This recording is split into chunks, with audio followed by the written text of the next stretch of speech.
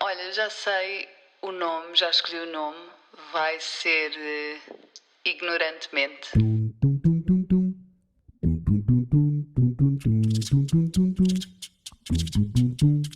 Hello! Antes de começar este episódio, gostava de agradecer ao Resvés Cowork por me cederem um espacinho para a gravação do podcast. O Resvés é um cowork em Campo de Ourique que tem espaços tanto para empresas como para pessoas que queiram trabalhar individualmente, e o espírito de equipa e ambiente da comunidade são incríveis. Obrigada ao Resvés e vamos a isto. Bem-vindo a mais um episódio de Ignorantemente. Confesso que estou um pouco nervosa para o episódio de hoje. O meu convidado já está a olhar para mim com ar meio suspeito. Vamos falar sobre saúde mental. É um tema que me deixa bastante nervosa pela sensibilidade que é necessária para lidar com as situações. Sensibilidade essa que às vezes confesso não ter. E tenho-me apercebido da importância de falarmos sobre estes temas, sobre estes assuntos, porque a sanidade mental e manter a sanidade mental toca a todos. Uns têm mais dificuldades num campo, outros noutros, uns de uma forma mais intensa, outros menos. Mas obviamente estou a dizer tudo isto sem ser especialista, no fundo não liguem a nada do que eu acabei de dizer. E por isso tenho hoje comigo, ele é médico psiquiatra, comentador no Prós e Contras e ouvi dizer que frequentador assíduo dos Jardins da Gulbenkian. Tirou o curso em Coimbra, onde ainda mantém muitas amizades. Henrique Prata, bem-vindo. Olá, muito obrigado pelo convite. É um prazer estar aqui. Obrigada, Henrique. Olha, gostava de começar no nível 0, se calhar para ti é o nível -1. Ainda se confunde muito psicologia com psiquiatria. Quais é que são as diferenças? Olha, não é o nível -1, porque eu acho que é uma pergunta muito pertinente e que muitas vezes há dificuldade em explicar e em explicar de forma simples para as pessoas compreenderem. Portanto, a coisa mais simples na distinção entre as duas profissões é que o psiquiatra é um médico e, portanto, os médicos tratam doenças.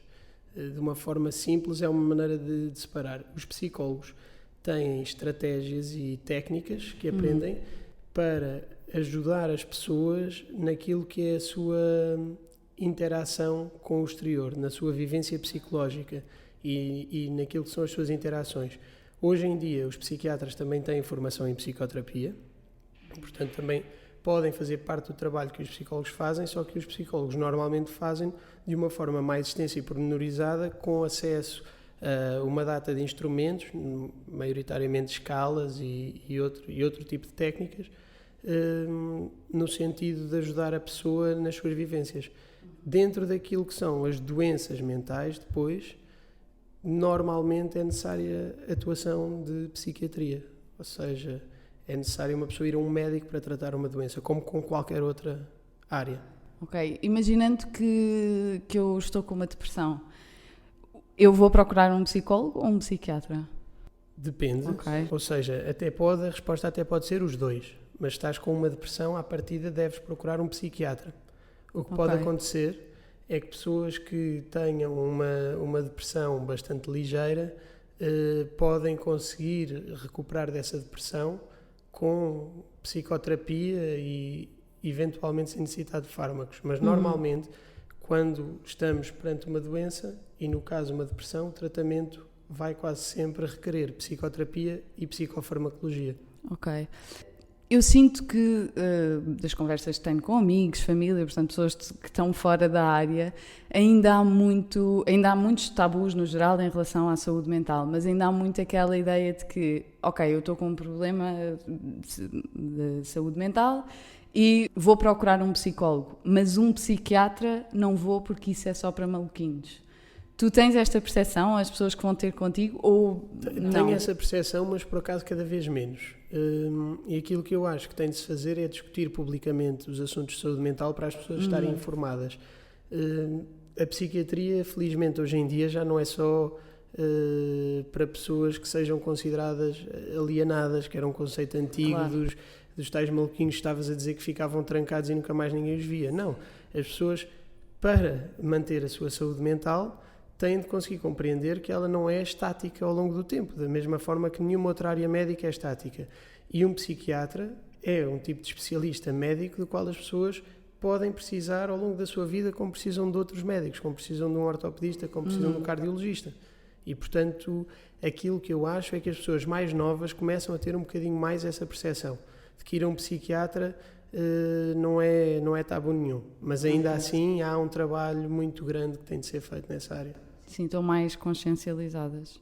E como é que nós conseguimos ter consciência suficiente da nossa saúde mental para percebermos se precisamos de apoio médico ou não? Que atividades ou que hábitos é que podemos ter? Essa questão é difícil, principalmente porque, classicamente, as pessoas queixarem-se daquilo que são as patologias mais comuns, que são a ansiedade e a depressão, são sinónimos de fraqueza. E esse estigma cultural afasta as pessoas da ajuda de que precisam, muitas vezes. E depois temos outras doenças que estão um bocadinho à parte, a depressão até pode fazer parte, mas não é tão comum que tenha esse componente, que são as doenças psicóticas, nas quais há uma quebra de contacto com a realidade. E nessas doenças, eu vou explicar assim de uma forma muito básica, que caracterizam-se por delírios e alucinações. Okay. E o mais comum é serem pessoas que acreditam que estão a ser perseguidas por outras e que na verdade não estão, e que ouvem vozes de pessoas que não estão nos mesmos sítios do que elas, normalmente a dizer coisas dirigidas a ela relacionadas com o tema desse delírio persecutório. Pronto, de uma forma simples, estas pessoas, por definição da doença, não têm consciência de estar doentes e por isso a maior parte das vezes não têm consciência de precisar de ajuda. Então precisam se calhar de um apoio familiar, de amigos, que façam esse trabalho. Quando há esse suporte é ótimo, não é? Quando há essa capacidade, infelizmente muitas destas pessoas acabam por se isolar também por via da doença e por ter prognósticos piores por causa disso. As pessoas que têm bons seios familiares, bons grupos de amigos, normalmente têm outcomes melhores neste tipo de patologia. Quem é diagnosticado com algum tipo de doença mental é algo que vem de nascença, foi desencadeado por algum evento traumático, pode acontecer só em adulto, pode ser hereditário, ou seja, pode haver várias formas de acontecer, é só uma? A resposta é tudo, mais ou menos. Okay. No fundo, ainda menos comum de tudo o que tu referiste acaba por ser as pessoas nascerem logo com as doenças. Okay. São poucas, quer dizer, as doenças do espectro do autismo, eventualmente, os atrasos mentais, mas depois o mais comum é que doenças diferentes tenham idades diferentes ou faixas etárias diferentes para aparecer. O mais comum para as doenças mais graves é o início da idade adulta, que é considerado, embora hoje em dia se fale em sinais mais ligeiros e nós procuremos sinais mais ligeiros em pessoas mais novas que já podem indicar pelo menos um alto risco para essas doenças, mas o início da idade adulta é uma altura-chave e os consumos de drogas, por exemplo, ou seja, os fatores ambientais também têm grande impacto. Tem muito mais probabilidade de desenvolver uma doença psiquiátrica grave uma criança que seja vítima de abuso, por exemplo. Ou seja, o stress que nós sentimos na infância e no nosso dia-a-dia pode ter, se houver normalmente uma predisposição genética, pode ter impacto na eventualidade de nós desenvolvermos uma doença psiquiátrica. Portanto, os eventos de vida podem ser causadores, a base genética tem, obviamente, uma importância grande, há doenças com um nível de hereditabilidade grande e doenças com um nível mais baixo, e sim, podem surgir na idade adulta. Tens o exemplo das demências, não é? Que são claro, maioritariamente em idosos.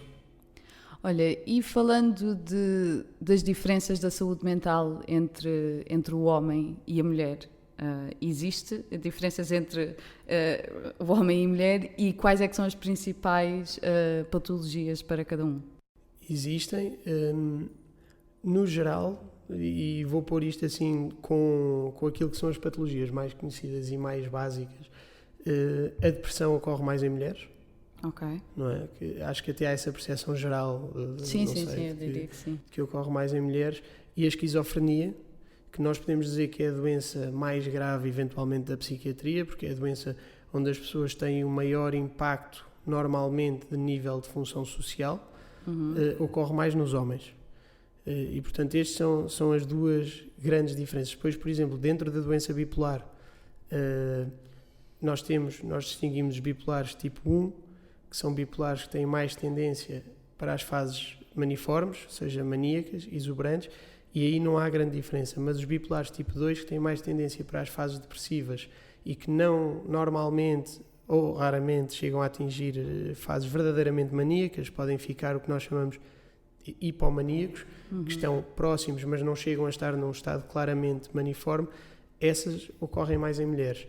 E depois há outra diferença relevante, por exemplo, no suicídio, em que as mulheres tentam mais vezes o suicídio, mas os homens se matam mais.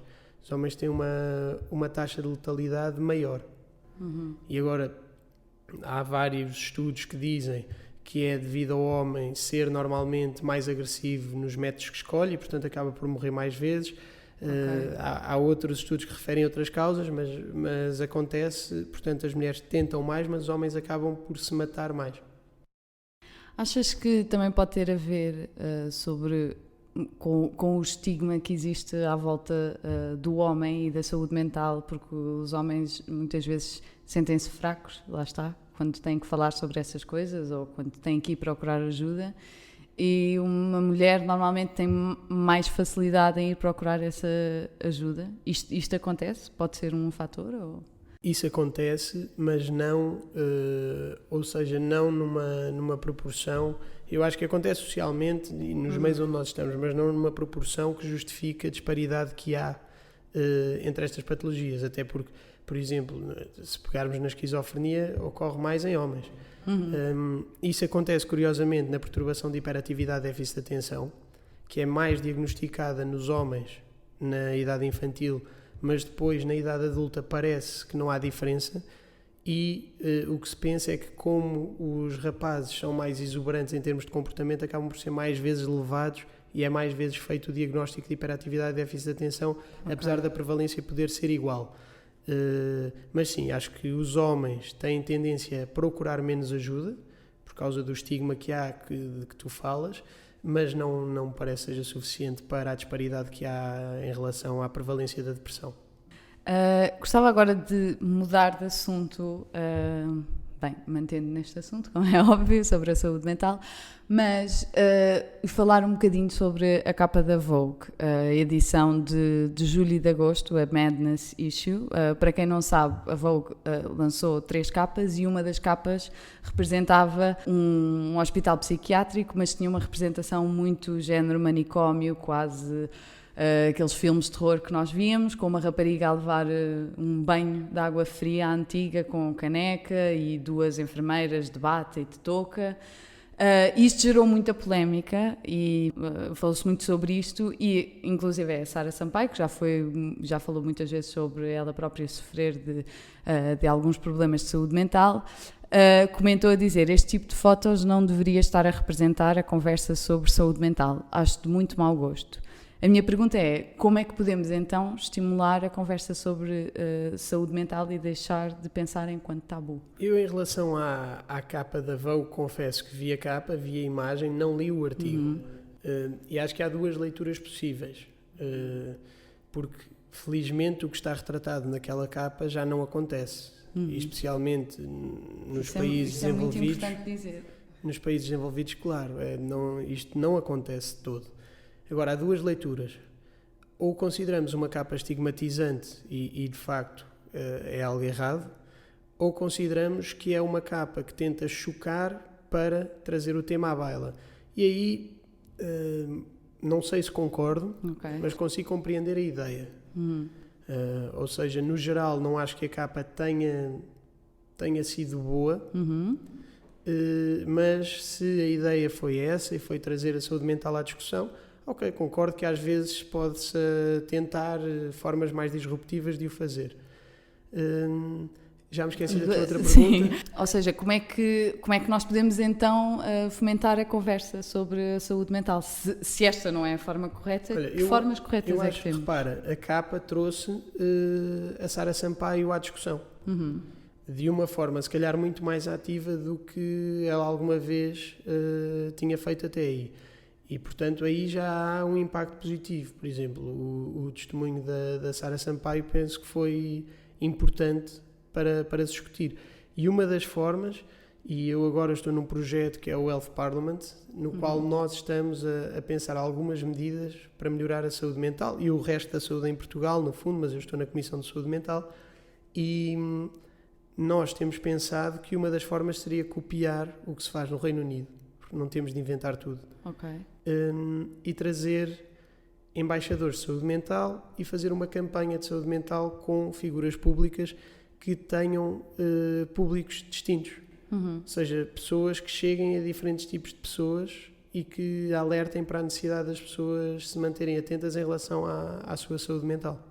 Há pouco estavas a falar também do outro lado da moeda, não é? Portanto, também houve de facto pessoas que estavam a defender a Vogue, a dizer que aquilo era arte. Portanto, o artigo em si falava sobre saúde mental de uma forma super profissional e que a capa era apenas arte e que, portanto... Eu nem sabia que o artigo era super profissional, lá está, porque eu vi a capa, sim, vi o backlash todo, mas acabei por não ler a revista. Não, okay. Acabei por não ler. E pronto, havia pessoas que estavam a defender isto, a dizer que no geral estava toda a gente a ser muito sensível e que hoje em dia também não se podia fazer nada, que era logo horrível, etc, etc.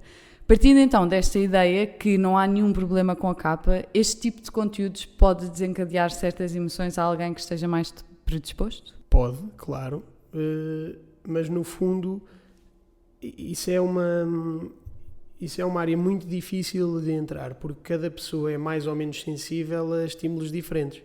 E, portanto, o grau de resiliência das pessoas é bastante diverso. Da mesma forma que uma pessoa pode ficar ofendida por ver aquela capa, pode haver outra pessoa que concorda com aquele tipo de comunicação e com o conteúdo do artigo. Ou seja, é um bocadinho especulativo, não te consigo responder a isso. Claro. Notou-se uma onda muito maior de interesse e uma preocupação pela saúde mental durante este ano, e muito se deveu provavelmente à pandemia, não é? Ao confinamento. Que benefícios achas que pode ter esta onda num futuro próximo, voltando tudo ao normal? Estou a pôr aspas, ninguém vê, mas pronto. Será que as pessoas vão ser mais compreensivas com o outro? Isso para mim é uma das principais vantagens, é que nunca tinha havido, pelo menos no nosso tempo de vida, uma altura onde a informação se disseminasse tão rápido e tanta gente sofresse ao mesmo tempo de uma coisa semelhante, que é o isolamento físico e o confinamento. E, portanto, o que eu sinto que isso gerou, e pelo menos dentro do meio onde eu estou e dos amigos que eu tenho, é que as pessoas necessitaram de se abrir, de falar sobre isso, e como sentiam que as outras pessoas estavam a passar pelo mesmo, tinham muito mais facilidade em fazê-lo. E, portanto, eu acho que neste momento a saúde mental tem uma oportunidade inigualável de atuar e de aproveitar esta onda em que se está a falar, em que as pessoas estão mais atentas, para educar as pessoas, para poder haver consequências positivas para a saúde, nomeadamente a nível de prevenção em saúde mental, que é uma coisa que se faz muito pouco. Porquê que achas que as pessoas ainda veem este tipo de doenças como uma não doença? Por exemplo, se eu tiver com uma dor de dentes, se eu partir o braço, eu sei o que é que eu tenho que fazer. Eu tenho que ir ao médico, eu tenho que ir ao dentista. Mas com a saúde mental isto não acontece. E porquê? Isso é estigma só. É estigma e a melhor maneira de combater o estigma é sempre a informação. E dar informação, levar informação até às pessoas, educar nas escolas, discutir os assuntos. Portanto, o que se passa em relação à saúde mental e o que afasta as pessoas da saúde mental hoje em dia é maioritariamente o estigma e a falta de informação. Exatamente. Ok.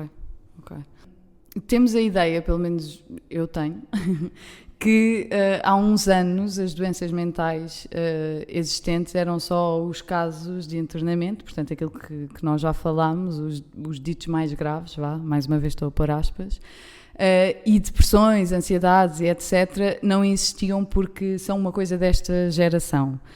Os nossos pais e avós por exemplo, dizem muito que viveram durante a guerra, crise, e portanto não tinham tempo para estas mariquices, mais uma vez, estou a pôr entre aspas.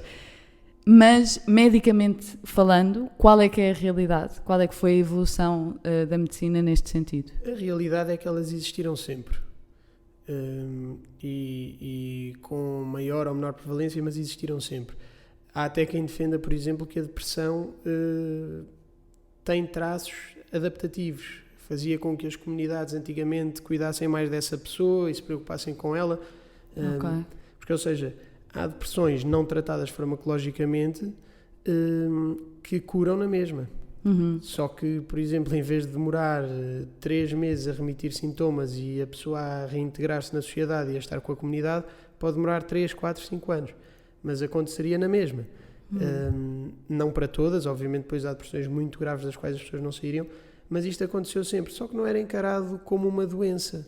É preciso perceber que ainda hoje há muitas pessoas que não têm noção de que as doenças psiquiátricas resultam de alterações neuroquímicas a nível cerebral, não é? De alterações de interação e de conexão entre determinadas zonas do cérebro ou de déficits de determinados neurotransmissores.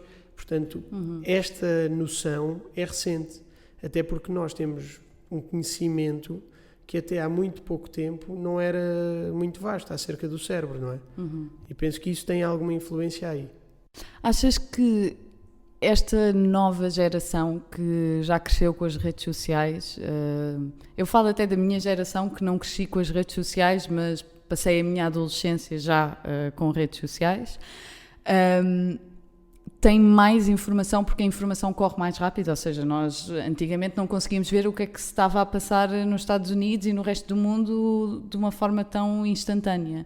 E achas que isso tem um impacto positivo ou negativo? Porque depois também há o outro lado da moeda, que é as pessoas veem as vidas perfeitas das redes sociais e acham que aquilo é o normal e não sabem o que é que a outra pessoa está a passar e, portanto, depois quando vão atingir os seus objetivos, querem tudo rápido e depois quando não acontece, entram se calhar numa espiral negativa. Eu acho que tem os dois efeitos, e especialmente o que se viu e agora na altura da Covid foi notório, é a necessidade das pessoas aprenderem a filtrar informação, porque a informação errada pode ser bastante estressante. Da mesma forma, pessoas que vivam demasiado iludidas com as vidas que veem no Instagram e nos perfis em que toda a gente está sempre fantástica, têm de pensar um bocadinho no que publicam também. Ou seja, claro. Eu conheço muito pouca gente que publique, estou desfeito, hoje estou péssimo e ponha uma fotografia horrível dela própria numa rede social. Portanto, as pessoas também têm de ter consciência do que está a ser comunicado e do objetivo de quem comunica nas redes. Mas sim, acho que isso acontece. Ou seja, hoje em dia e cada vez mais, nós vemos pessoas que não aceitam a tristeza. E a tristeza é um sentimento normal. A tristeza tem de existir. O objetivo da psiquiatria não é fazer com que as pessoas não se sintam tristes. O objetivo é fazer com que, se essa tristeza for marcada o suficiente para ser disruptiva naquilo que é o funcionamento social normal na vida daquela pessoa e da integração daquele indivíduo na comunidade, possa ter tratamento. Mas a tristeza em si é um sentimento normal e que é até necessário. Quer dizer, não seria expectável nem normal que se tivesse um evento traumático ou um evento mau na tua vida, tu não te sentisses triste com ele. Seria até estranho, não é? Claro. E, portanto, é essencial que as pessoas compreendam que é normal estar triste. A tristeza é um fenómeno normal e que faz parte. E que não é por as redes sociais terem vidas fantásticas só que essas pessoas não sentem também tristeza de vez em quando, não é? Olha, gostava de falar um pouco sobre a antipsiquiatria. Para quem não sabe, e corrige-me se estiver errada, ok? A antipsiquiatria, como a própria palavra diz, baseia-se em críticas às teorias e às práticas da psiquiatria. Certo. E pelo que eu percebi, as críticas mais comuns, eu tenho aqui 3, são que a psiquiatria aplica conceitos e instrumentos médicos de forma inapropriada à mente e à sociedade, que frequentemente trata pacientes contra a vontade e que exclui abordagens alternativas à doença e ao sofrimento mental. Pronto, é preciso ter noção, quando se fala do movimento da antipsiquiatria, que ela tem um contexto histórico. E, portanto, ela é de meados do século XX, numa altura em que as instituições que acolhiam os doentes psiquiátricos eram asilos. Eram fora das cidades, os doentes não tinham as mínimas condições e, portanto, a antipsiquiatria e o grande precursor desse projeto foi o Thomas Szasz. E aquilo que a antipsiquiatria fez foi, apesar de não acertar no todo, naquilo que eram as críticas, fazer com que a psiquiatria se reinventasse um bocadinho. E que acaba por culminar nos anos 1960 com o Basaglia e com a psiquiatria democrática, que foi um movimento depois bastante importante para encerrar aquilo que eram os manicômios, onde os doentes eram trancados, sem condições, muitas vezes amarrados em coletes de forças e deixados à sorte deles. Foi muito importante para encerrar os hospitais psiquiátricos, especialmente a Itália, que encerraram, e criar cuidados comunitários, ou seja, nos quais os doentes regressam à comunidade, têm um contacto de proximidade, e hoje em dia aquilo que nós temos, apesar de ainda termos em Portugal alguns hospitais psiquiátricos, é hospitais com serviços de psiquiatria a funcionar ligados à comunidade. Isso é muito importante. E os hospitais psiquiátricos em Portugal, obviamente, não são manicômios, não são asilos, são serviços de psiquiatria em hospitais especializados nas áreas que têm uma ligação com a comunidade e que conhecem os doentes, onde há equipas multidisciplinares, que é outra coisa importantíssima de haver, seja com médicos, enfermeiros, técnicos de todo o tipo, seja terapia ocupacional, seja outro tipo de técnicos que os doentes necessitem, ou conexão com centros de dia, e que no fundo ajudam estes doentes a estar equilibrados da sua patologia e os doentes mais graves a ser integrados na sua comunidade. Pensando no futuro, o que é que ainda há por fazer para a psiquiatria, imaginando um mundo perfeito em que as pessoas que têm alguma doença mental conseguem ser tratadas da forma ideal?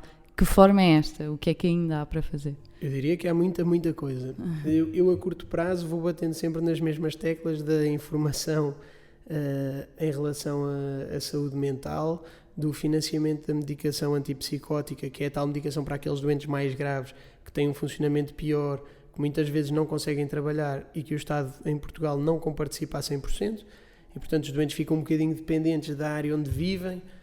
Há hospitais que pagam a 100%, há hospitais que escolhem não pagar e, portanto, depende da política do hospital, uma coisa que eu acho errada. E depois é a privação de liberdade que ainda existe em alguns internamentos, onde os doentes podem estar meses sem frequentar espaço exterior. Ou seja, sem ir a um pátio, sem ir à rua, ficam trancados em serviços que, por questões de segurança, não têm janelas a abrir, não é? Por causa de tentativas de fuga ou tentativas de suicídio, e nos quais os doentes podem ficar confinados. Isto no curto prazo.